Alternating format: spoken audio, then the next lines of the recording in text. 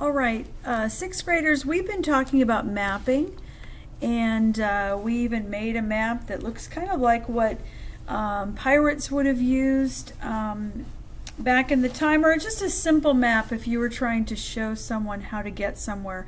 But the world is more complicated than that. So I want you to open your book to page 12. And on page 12, we're going to start doing a little bit of reading. So page 12, reading maps. And I'm going to turn my head because I actually have to look at the book. But maybe I won't. Maybe I'll turn like this. Okay, I'm holding the book.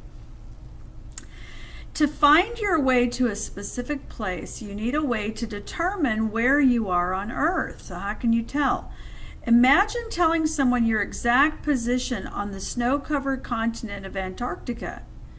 It would be difficult to describe. Ship captains and airplane pilots experience the same problems as they plot their courses across the oceans or above a cloud-covered Earth. So a grid system, we have to have a system of being able to do this. A grid system for plotting locations. Have you ever played a game of chess? If you have, you know that the board is set up with grid lines to help you choose your moves and the position of the pieces on the board.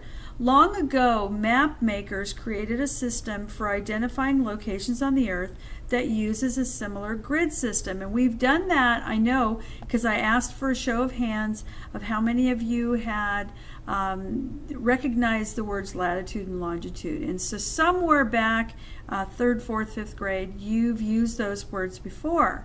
We're going to make sure you understand them now.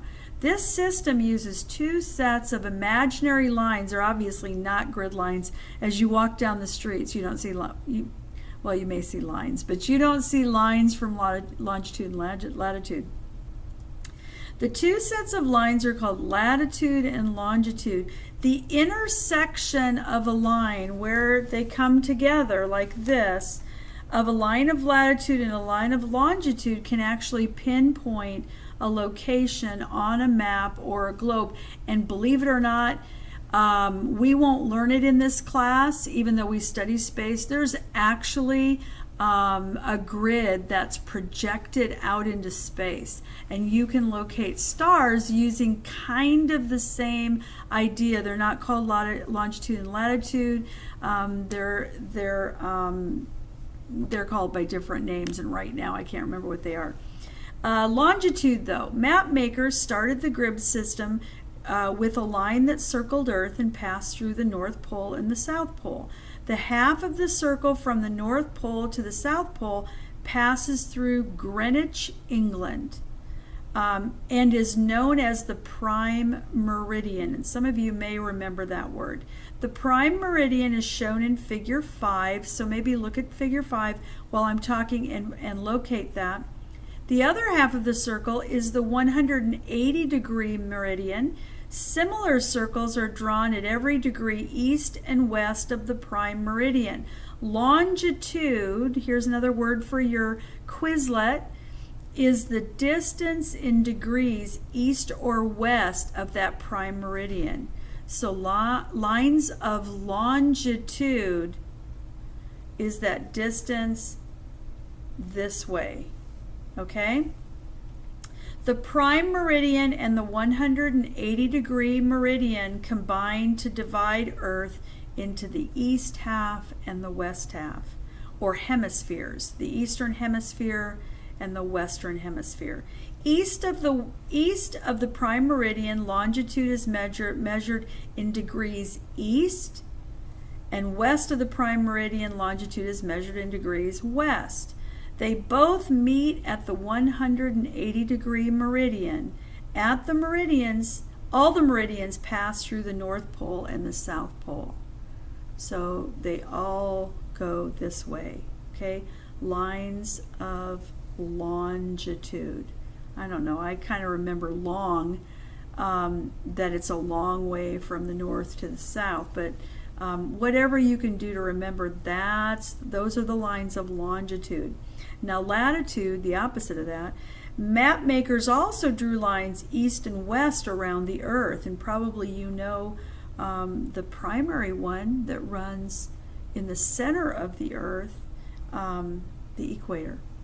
These lines, called lines of latitude, are somewhat perpendicular to lines of longitude. The center line, called the equator, divides Earth into the northern hemisphere and the southern hemisphere.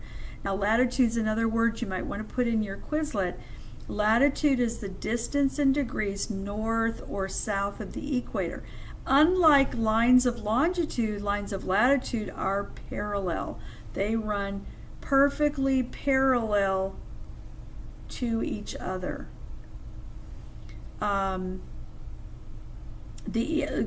shown in figure 5, the equator is the largest circle. It takes the longest time. If you were to actually travel the equator, it takes the longest time to get around the equator.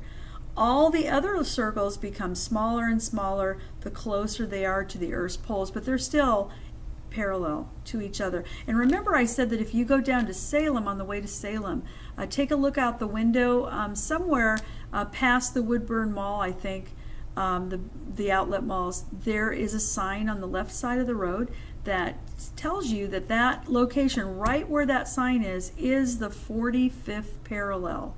And that's kind of one of the big ones. 0, 15, 30, 45, 60 are the big ones. Okay? Now, what you need to make sure that you understand is the question at the bottom of the page. So be thinking about that. What relationship do lines of longitude and lines of latitude have? What's their relationship? Go on to page 13. How can you use Earth's grid system to plot locations? Okay, so now I know about the lines of latitude and the lines of longitude, but okay, now what do I do? First, think about why longitude and latitude are measured in degrees. Earth is a sphere, a ball-shaped object. If you look straight down on a sphere, it looks like a circle. Like a circle, a sphere can be divided into 360 degrees. So math, just remember some geometry, spheres. Look back at figure 5. The latitude at the equator is 0 degrees. That's kind of the starting point. All other lines of latitude are measured in degrees north and south of the equator. The North Pole is located at 90 degrees north latitude, or sometimes it's labeled 90 degrees N. And the South Pole is located at 90 degrees south latitude, or 90 degrees S. Lines of longitude are measured in degrees east or west of the prime meridian. There are 180 degrees of east longitude and 180 degrees of west longitude. Any location on Earth can be described by the intersection of the closest line of latitude and the closest line of longitude. Latitude is always stated before longitude. So the latitude will be written first, the longitude will be written second. Minutes and seconds. Because longitude and latitude lines are so far apart and help determine locations, we divide each degree into 60 minutes. And guess what? That goes with the rotation of the Earth. And so ultimately 24 hours to complete. When we're doing space, that's what we would be writing. We would actually not write lines of longitude, we would write hours and minutes. So it's a little bit different when we're talking about Earth. Each minute, and then each minute into 60 seconds.